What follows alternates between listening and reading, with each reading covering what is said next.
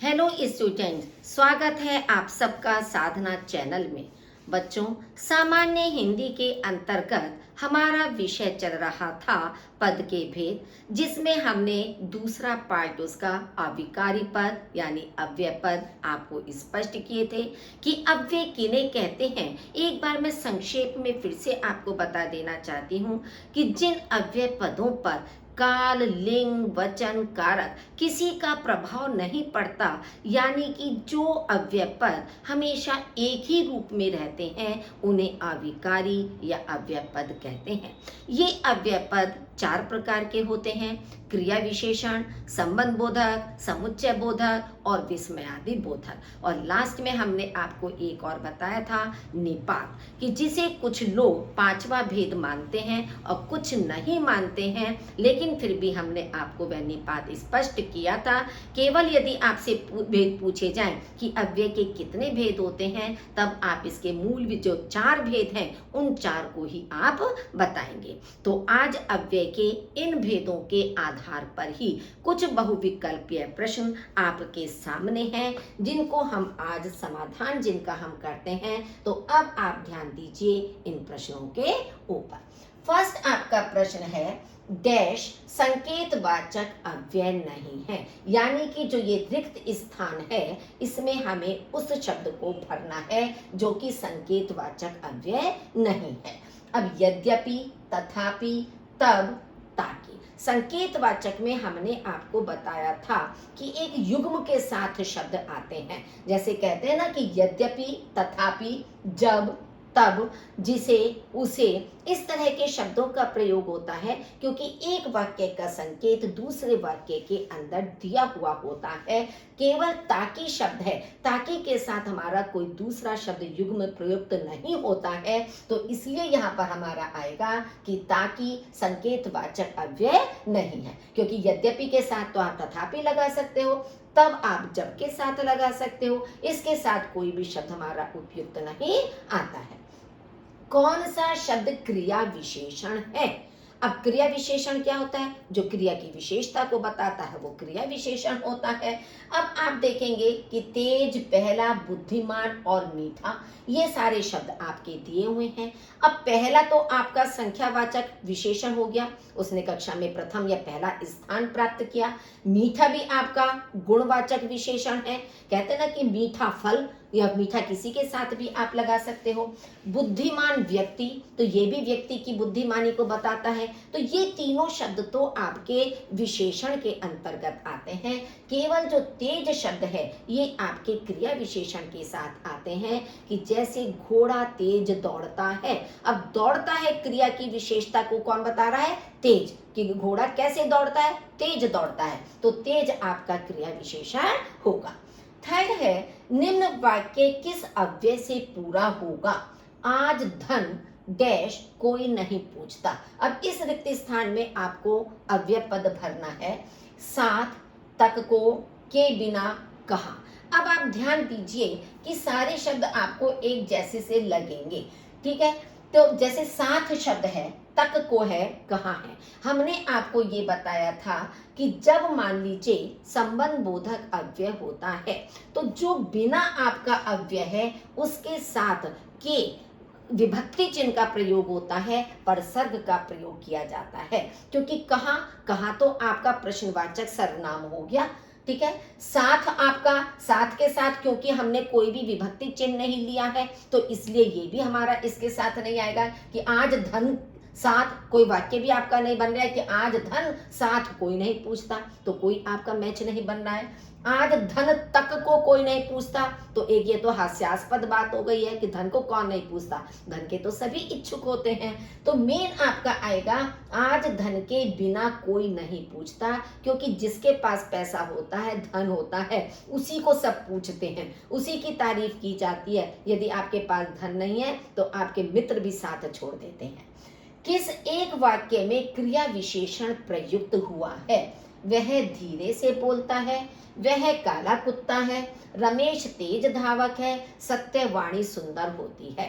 अब आप देखिए, वह काला कुत्ता है, अब काला शब्द जो है वो कुत्ता संज्ञा शब्द की विशेषता को बता रहा है, तो ये आपका गुणवाचक विशेषण हो गया। रमेश तेज धावक है। अभी देखिए तेज शब्द हमने ऊपर भी लिया था आपका। अब यहाँ पर क्या है, तेज शब्द इस धावक की विशेषता को बता रहा है, दौड़ने वाले की, तो ये भी आपका गुणवाचक विशेषण हो गया। ठीक है। सत्यवाणी सुंदर होती है। अब सत्य शब्द जो है ये भी आपका विशेषण शब्द हो गया है। तो धीरे से जो है आपका ये रीतिवाचक क्रिया विशेषण है, जो कि कार्य करने की प्रकृति को, शैली को, तरीके को, ढंग को बताते हैं कि वह कैसे बोलता है, वह धीरे से बोलता है। तो धीरे से शब्द आपका क्रिया विशेषण है, और यदि आपसे भेद पूछा जाए तो ये रीतिवाचक क्रिया विशेषण के अंतर्गत आता है। वह काम नहीं करता वाक्य में अव्यय पद है। वह काम करता। अब आप देखेंगे वह तो आपका सर्वनाम शब्द है, काम आपका संज्ञा शब्द है, कर्ता आपकी क्रिया हो गई है। अब नहीं शब्द आपका अव्यय पद है। अब आप सोचोगे कि नहीं अव्यय कैसे हो सकता है, तो ये आप ध्यान रखिए, नहीं, ना, मत, तो निषेध के अर्थ में जो आपके ये तीन शब्द आते हैं, ये आपके किसके अंदर आते हैं, ये अव्यय के अंदर आते हैं। और अव्यय में भी कौन सा भेद है, ये क्रिया विशेषण है। क्रिया विशेषण का कौन सा भेद है, रीतिवाचक क्रिया विशेषण है। तो नहीं शब्द आपका हमेशा रीतिवाचक क्रिया विशेषण में आता है। इस बात को जरूर ध्यान में रखिए, क्योंकि इस तरह का शब्द आपका नहीं, मत, ना हमेशा आपकी परीक्षा में अधिकांश पूछा जाता है, क्योंकि सबसे ज्यादा कंफ्यूज करने वाला आपका ये शब्द है। उसने कटोरा भर दूध पिया, वाक्य में अव्यय शब्द कौन सा है। अब कटोरा, कटोरा तो आपका क्या है, द्रव्यवाचक संज्ञा हो गई। ये तो दूध, दूध भी आपकी द्रव्यवाचक संज्ञा है। पिया क्रिया हो गई आपकी। अब है ये भर शब्द। भर शब्द जो है वो आपका निपात है। आपको बताया था कि किसी शब्द पर विशेष बल देने के लिए जिसका प्रयोग किया जाता है वो निपात होता है। अब यहाँ पर क्या है, कटोरे शब्द पर विशेष बल दिया गया है कि उसने कटोरा भर दूध पिया। भर का कोई मीनिंग नहीं होता, ये नहीं कि भर का मतलब भरना है। तो कटोरा भर, तो यहाँ पर कटोरे शब्द पर विशेष बल देने के लिए भर शब्द का प्रयोग किया गया है, क्योंकि भर का मतलब भरना नहीं। हम कहते हैं रात भर पढ़ता रहा, मैं दिन भर पढ़ता रहा, तो भर शब्द जो है वो विशेष बल देने वाला निपात है। नल बूंद बूंद टपक रहा है, वाक्य में रेखांकित है। अब रेखांकित शब्द आपका क्या है, बूंद बूंद है। अब बूंद बूंद आपका सर्वनाम तो है नहीं, क्योंकि सर्वनाम तो संज्ञा शब्द के स्थान पर प्रयोग किए जाते हैं, तो ये आपका सर्वनाम भी नहीं है, ना ही आपका ये संज्ञा में आएगा। विशेषण, तो विशेषण में भी अगर आप लेते हैं तो बूंद बूंद, तो परिमाणवाचक में भी नहीं आएगा आपका इस तरह से। ये है आपका क्रिया विशेषण। क्यों, क्योंकि टपक रहा क्रिया की विशेषता को बता रहा है ये। और कौन सा है क्रिया विशेषण, परिमाणवाचक क्रिया विशेषण है, कि एक एक बूंद करके टपक रहा है। अगर यहाँ पर होता कि एक एक बूंद पानी टपक रहा है, तब आपका विशेषण हो जाता। अगर पानी शब्द से पहले आता और क्रिया शब्द से पहले आया है, तो ये क्रिया विशेषण हो जाएगा परिमाणवाचक। कालवाचक क्रिया विशेषण किस वाक्य में है। बीमार होने के कारण वह आज अवकाश पर है। लड़का बहुत आलसी है। परिश्रम करोगे तो परीक्षा में प्रथम आ सकोगे। धीरे धीरे बोलो कोई जग जाएगा। अब आपसे कालवाचक पूछा है। अगर आप ये करते हैं लड़का बहुत आलसी है, अब यहाँ पर तो आपका बहुत शब्द जो है ये गुणवाचक विशेषण हो गया, क्योंकि आलसी शब्द की विशेषता को बता रहा है। परिश्रम करोगे तो परीक्षा में प्रथम आ सकोगे। अब कालवाचक में आपका ये दो वाक्यों में नहीं आता, ये आपका समुच्चय बोधक अव्यय हो गया। तो अब धीरे धीरे बोलो। अब धीरे धीरे क्या है, आपका रीतिवाचक क्रिया विशेषण है, तो ये भी आपका कालवाचक नहीं होता, क्योंकि ये बोलने शब्द की विशेषता को बता रहा है। तो बीमार होने के कारण वह आज अवकाश पर है। अब आज शब्द जो है ये समय का बोध करा रहा है कि वह आज अवकाश पर है। क्यों, क्योंकि बीमार होने के कारण। तो ये कारण बोधक कालवाचक आपका क्रिया विशेषण है। नेक्स्ट है, भरोसे में शब्द का कौन सा रूप है। विशेषण, संबंध बोधक या समुच्चय बोधक। अब आप देखेंगे विशेषण शब्द तो है नहीं, भरोसा शब्द तो किसी विशेषण में आता नहीं है कि मुझ पर भरोसा करो, तो भरोसा करो तो करो शब्द से पहले भरोसा शब्द तो आ सकता है आपका, विशेषण में प्रयुक्त नहीं होता है। ना ही संबंध बोधक है, क्योंकि संबंध बोधक में हमेशा आपके अव्यय के साथ किसी न किसी विभक्ति चिन्ह का परसर्ग का प्रयोग किया जाता है। समुच्चय बोधक भी नहीं है, क्योंकि समुच्चय बोधक तो दो वाक्यों को परस्पर जोड़ने वाले शब्द होते हैं। तो ये आपका है क्रिया विशेषण। कहते हैं ना कि मुझ पर भरोसा करो या उस पर भरोसा किया जा सकता है, तो चाहे किया जा सकता है चाहे करो, तो ये उससे पहले जो बता रहा है भरोसा, तो ये आपका क्रिया विशेषण है। निम्नलिखित में से कौन सा शब्द क्रिया विशेषण है? उफ, उजाला, घृणा या फटाफट। अब उफ तो आपका विस्मयादि बोधक अव्यय है, घृणा ये भी आपका विस्मयादि बोधक में, वैसे घृणा शब्द आपका क्या है? संज्ञा शब्द है। यहाँ पर घृणा शब्द जो है संज्ञा के, क्योंकि विस्मयादि बोधक में आपका विस्मयादि बोधक चिन्ह का प्रयोग किया जाता है। तो घृणा आपका संज्ञा शब्द है, भाववाचक संज्ञा है। उजाला ये भी आपका भाववाचक संज्ञा है। फटाफट, फटाफट आपका क्रिया विशेषण है। कहते हैं ना कि कार्य फटाफट करो, तो फटाफट का मतलब है जल्दी से करो, फटाफट आपका आ जाएगा इसमें क्रिया विशेषण के अंतर्गत। जिन अव्ययों का संबंध वाक्य से नहीं वक्ता के हर्ष, शोक आदि भावों से होता है वे डैश होते हैं। अब आप देखिए कि संबंध वाक्य से नहीं पूछा गया, किससे पूछा गया है?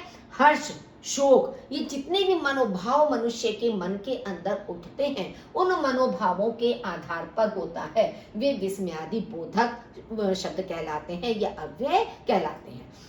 जैसे कहते हैं ना प्रसन्नता का भाव, शोक का भाव, घृणा का भाव, इस तरह के जो आपके भाव होते हैं वो सब विस्मयादि बोधक के अंतर्गत आते हैं। तिरस्कार सूचक अव्यय है।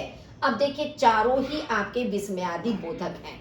अब तिरस्कार में हम किसका प्रयोग करते हैं?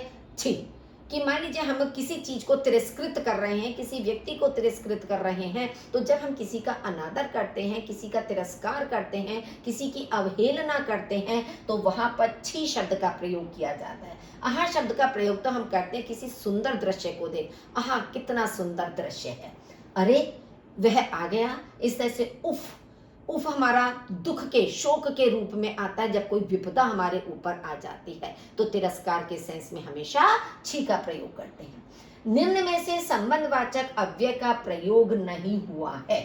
वह डर के मारे छुप गया। अब आप देखिए मारे अव्यय के पहले का के परसर्ग आ गया, तो इसका मतलब के मारे हमारा संबंध बोधक अव्यय हो गया। सोनू धूप के कारण, अब कारण के साथ के विभक्ति चिन्ह आया, तो के कारण आपका संबंध बोधक अव्यय हो गया, क्योंकि धूप और बेहोश आपस के संबंध को बताया गया है।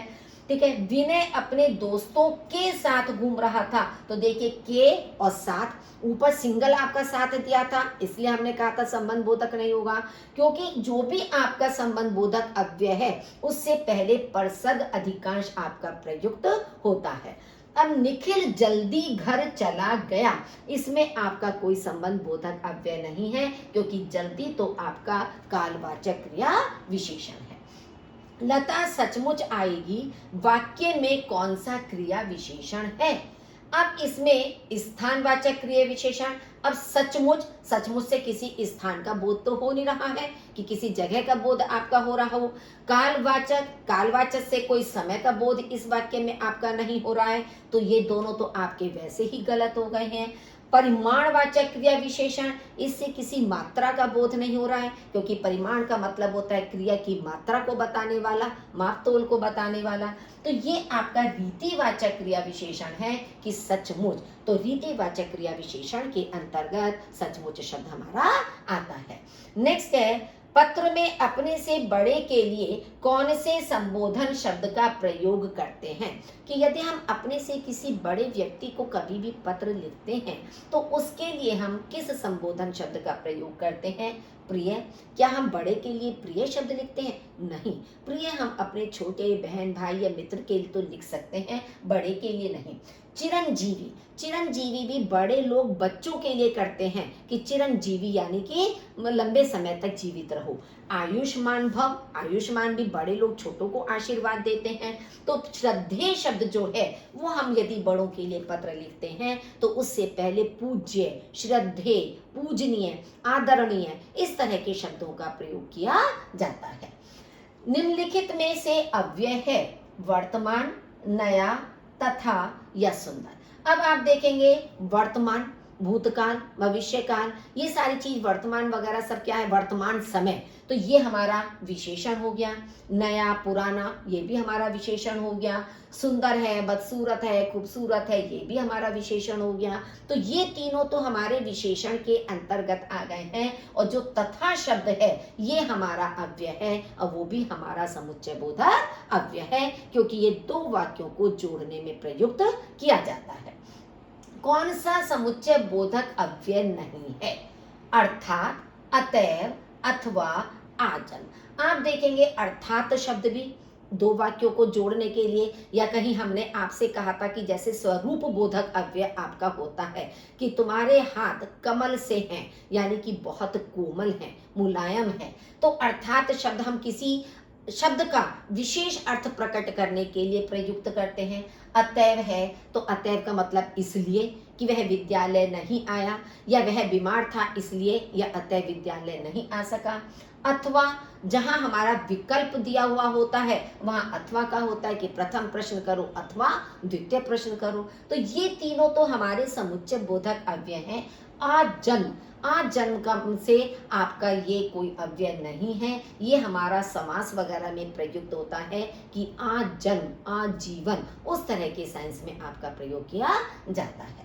निम्नलिखित वाक्यों में से किस वाक्य में कालवाचक क्रिया विशेषण नहीं है? नहीं शब्द पर आपको विशेष ध्यान देना है। संकल्प लगातार दौड़ रहा है। अब लगातार समय का बोध करा रहा है तो ये कालवाचक है। वे नित्य पढ़ते रहते हैं, नित्य शब्द आपका समय का बोध करा रहा है तो ये भी आपका कालवाचक हो गया। कृपया आप अभी जाएं, अभी शब्द ये भी समय का बोध करा रहा है तो ये भी आपका कालवाचक हो गया। लड़का बहुत पढ़ रहा है, बहुत आपका कालवाचक नहीं है, अपितु ये आपका परिमाणवाचक है कि बहुत पढ़ रहा है, कितना पढ़ रहा है, बहुत पढ़ रहा है, वो आपका परिमाणवाचक में आएगा। निम्नलिखित में से संबंध बोधक अव्यय कौन से हैं? अब अरे, वह, में, से, भी, तक। अब आप देखेंगे अरे और वह ये तो आपके विस्मयादि बोधक चिन्ह है। भी और तक ये आपके दोनों निपात हैं। हाँ, नहीं ये भी आपके अनुमोदन या स्वीकृति के अंतर्गत आते हैं। अब में और से ये दोनों शब्द आपके संबंध बोधक हैं, क्योंकि हमने आपको एक पहचान भी बताई थी कि जो अंग्रेजी में आपके प्रपोजिशंस होते हैं वे आपके संबंध बोधक होते हैं। तो में का मतलब इन आपका हो गया, से का मतलब विद भी आपका हो जाता है। तो में से ये दोनों विभक्ति चिन्ह हैं। आपको ये याद रखना है कि विभक्ति चिन्ह जो आपके हैं वे आपके संबंध बोधक के अंतर्गत आते हैं। वह तो घर डैश बैठा था। ये रिक्त स्थान में आपको इस वाक्य में रिक्त स्थान की पूर्ति के लिए उपयुक्त अव्यय और उसका भेद होगा। मतलब उपयुक्त अव्यय भी बताना है और साथ में उसका भेद भी बताना है कि के बाहर, अगर आप ये भरते हैं वह तो घर के बाहर बैठा था। अब आप देखेंगे केवल बाहर होता तो स्थानवाचक क्रिया विशेषण हो जाता, क्योंकि हम इतनी देर से बार बार आपको यही चीज समझा रहे हैं कि बाहर और के बाहर दोनों में अंतर है। कि वह बाहर बैठा है अगर हम कहेंगे तो वो आपका स्थानवाचक होगा।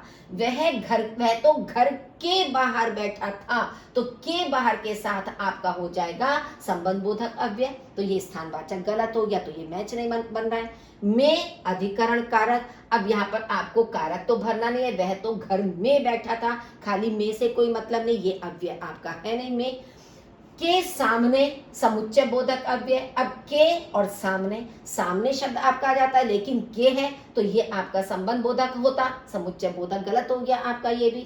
के भीतर के साथ आपका संबंध बोधक अव्यय भेद सही होगा, क्योंकि के शब्द आपका आ गया, वह तो घर के भीतर बैठा था।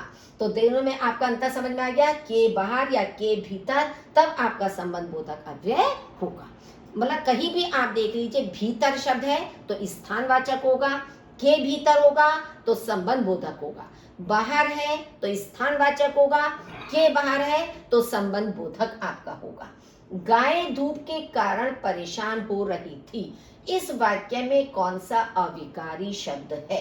संबंध बोधक अव्यय है, क्योंकि के कारण, धूप के कारण, गाय कैसे परेशान हो रही थी? धूप के कारण। तो धूप के और परेशानी, ये दोनों आपस में गाय का परेशानी का संबंध बताया गया है, तो इसलिए आपका संबंध बोधक अव्यय होगा। विस्मयादि बोधक में विस्मयादि बोधक चिन्ह का प्रयोग होता, वो आपका नहीं है।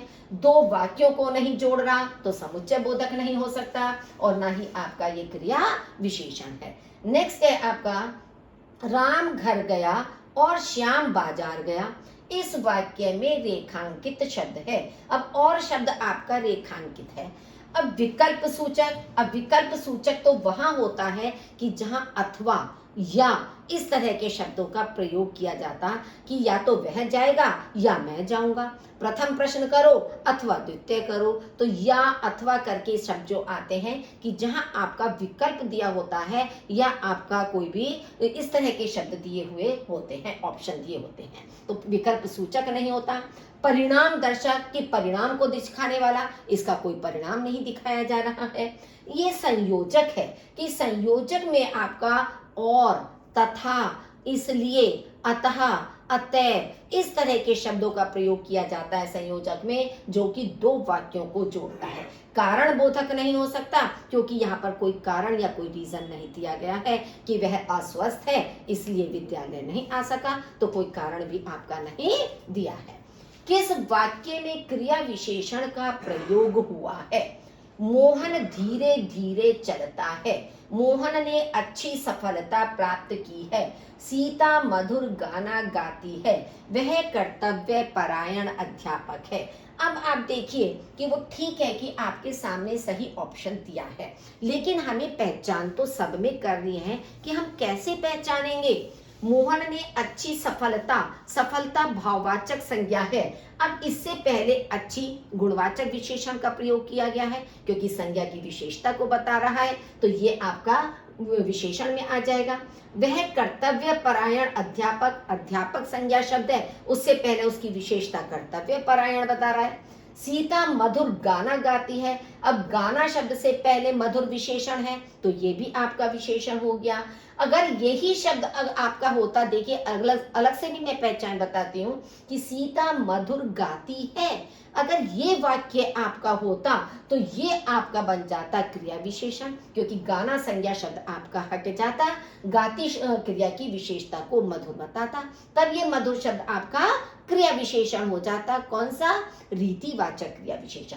इसी तरह से चलता है क्रिया की विशेषता कौन बता रहा है? धीरे धीरे, तो ये आपका रीतिवाचक क्रिया विशेषण होता है। आजकल लगातार कौन सा अव्यय है? क्रिया विशेषण अव्यय, समुच्चय बोधक, संबंध बोधक, विस्मयादि बोधक। अब आप देखिए कि समुच्चय बोधक में हमने आपको बताया था कि दो वाक्यों को जोड़ना, अलग करना, विकल्प करना, वो चीजें होती हैं, तो इसलिए आजकल और लगातार शब्द कभी भी वाक्यों को जोड़ने में या अलग करने में प्रयुक्त नहीं होता है। विस्मयादि बोधक में आपका कोई भाव इसमें प्रकट नहीं हो रहा है, जबकि विस्मयादि बोधक में हर्ष है, शोक है, घृणा है, ये भाव प्रकट होते हैं, तो ये दोनों आपके गलत हो गए। संबंध बोधक अव्यय में आपका कोई ना कोई विभक्ति चिन्ह परसर्ग लगा होना चाहिए, और लगातार आजकल ये तो समय का बोध आपका करा रहा है, तो इसलिए ये हमारा क्रिया विशेषण अव्यय है, और वो भी आपका कालवाचक क्रिया विशेषण है, कि लगातार का मतलब है कि निरंतर कर रहा है, आजकल का मतलब है कि प्रतिदिन, जो कि एक अवधि का बोध करा रहा है, तो अवधिवाचक आपका कालवाचक क्रिया विशेषण है।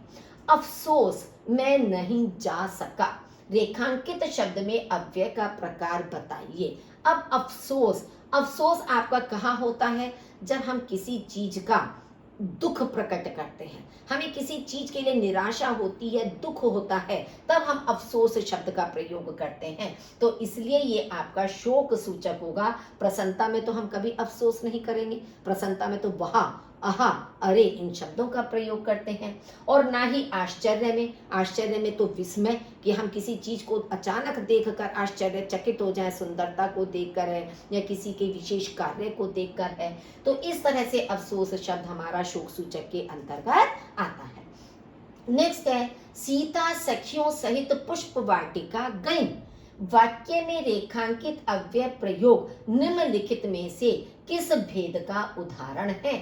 अब आप देखिए, सहित शब्द जो है आपका, कि सखियों सहित पुष्प वाटिका गई, तो ये हमारा किस में आएगा? समुच्चय बोधक तो है नहीं, क्योंकि एक ही वाक्य है, दो वाक्यों को जोड़ नहीं रहा, तो समुच्चय बोधक तो आपका गलत हो गया। अब क्रिया विशेषण है, तो क्रिया विशेषण में ना तो ये समय का बोध करा रहा है, ना स्थान का बोध करा रहा है, ना ही कार्य करने के तरीके को बता रहा है, और ना ही ये कोई भी आपकी मात्रा परिमाण को बता रहा है, तो आपका क्रिया विशेषण भी नहीं होगा। विस्मयादि बोधक, कोई भाव भी इसके अंतर्गत नहीं आ रहा है, तो इसलिए आपका ये विस्मयादि बोधक भी नहीं होगा। तो मेन आपका है सीता सखियों सहित। सहित का मतलब होता है विद। आप साथ शब्द भी कर सकते थे कि सीता सखियों के साथ। देखिए, दो तरह से दिया जा सकता है, जैसे हम आपसे कह रहे हैं बार बार परसर्ग या विभक्ति चिन्ह। अब इसका आप शब्दों को लौट फिर के देखिए, सीता सखियों के साथ पुष्प वाटिका गई, यही तो इसका अर्थ निकल रहा है। तो इसका मतलब सखियों सहित हमारा क्या होगा? संबंध बोधक अव्यय होगा। किस वाक्य में निपात का प्रयोग नहीं हुआ है? तुम कहां तक जा रहे हो? अब तक शब्द यहाँ पर निपात हो गया। मैं भी साथ चलूंगा, भी आपका निपात हो गया, मैं पर विशेष बल देने वाला। वह तो नहीं चाहेगा, तो आपका निपात हो गया, वह पर विशेष बल देने वाला। वह पढ़ाई कर रहा है, इसमें कोई भी निपात शब्द का प्रयोग नहीं किया गया है। निम्नलिखित में से स्थानवाचक क्रिया विशेषण कौन सा है? पास, नीचे, तत्काल, शीघ्र। अब आप देखेंगे तत्काल और शीघ्र ये कालवाचक यानी कि समय का बोध करा रहा है। इतना जरा, ये परिमाण मात्रा का बोध करा रहा है। कहता ना इतना सा, उतना सा, कितना सा, तो ये आपका मात्रा का बोध करा रहा है। ऐसे और सचमुच, ये आपके रीतिवाचक क्रिया विशेषण का बोध करा रहा है। तो ये पास और नीचे, ये स्थान का बोध करा रहा है। जैसे हम कहते हैं ना कि मेरे घर के पास के, तो पास आपका शब्द हो गया, या नीचे, मेज के नीचे, या वह नीचे बैठा है, तो वह नीचे बैठा है, वह पास में खड़ा है, तो पास खड़ा है एक स्थान का बोध करा रहा है। तो पास और नीचे दोनों आपके स्थान का बोध करा रहे हैं। उसके घर के आगे ही मेरा घर है, इसमें संबंध बोधक अव्यय कौन सा है? अब देखिए, आगे से पहले के पर सर का प्रयोग हुआ है, तो के आगे ये आपका संबंध बोधक होगा। कौन सा? आगे। खाली के नहीं होगा, के तो विभक्ति चिन्ह है, लेकिन आपका अव्यय आगे है। अव्यय जो होता है वो परसर्ग के साथ आता है, तो के नहीं होगा खाली। उसके, ये तो आपका सर्वनाम हो गया, मेरा भी सर्वनाम हो गया। आगे शब्द आपका संबंध बोधक अव्यय है। तो इस तरह से आप देखिए, ये आपका संबंध बोधक। अविकारी शब्द कौन सा है? तुम्हारा, बिल्कुल, लोहा या शहर। अब तुम्हारा सर्वनाम शब्द है, लोहा द्रव्यवाचक संज्ञा है, शहर जातिवाचक संज्ञा है, बिल्कुल शब्द आपका अविकारी शब्द है, क्योंकि चाहे आप इसे पुल्लिंग के साथ प्रयुक्त करके देखिए, चाहे आप इसे स्त्रीलिंग के साथ प्रयोग करके देखिए, दोनों में एक जैसा आएगा। हम कहते हैं ना कि राम बिल्कुल स्वस्थ है या सीता बिल्कुल स्वस्थ है, तो राम पुल्लिंग है, सीता स्त्रीलिंग है, लेकिन बिल्कुल शब्द एक ही रूप में प्रयुक्त हो रहा है। मैं आज तक परीक्षा में सफल ही हुई हूँ। रेखांकित शब्दों को पहचानिए। अब देखिए, तक और ही, अब ये आज शब्द पर विशेष बल दे रहा है, ये सफल शब्द पर विशेष बल दे रहा है, तो इसका मतलब क्या है? ये हमारा निपात होगा, क्योंकि इसका अलग से कोई मीनिंग नहीं है। ये अपने से पहले वाले शब्द पर जोड़ देने के लिए या बल देने के लिए प्रयोग किया जाता है, तो इसलिए ये विशेषण संज्ञा सर्वनाम में नहीं आएगा। वह चुपके से चला। पंक्ति में चुपके से है, दिशावाचक क्रिया विशेषण, स्थानवाचक, परिमाणवाचक या रीतिवाचक। अब आप देखिए चुपके से, ये किसी दिशा का बोध तो स्थान का बोध तो करा नहीं रहा है, क्योंकि स्थान में आपका दिशा और स्थिति आ जाती है। और स्थानवाचक भी हम पूरा नहीं कह सकते, क्योंकि जब अगर स्थानवाचक कहेंगे तो दिशावाचक भी हो जाएगा, तो इसलिए दोनों गलत हो गए आपके।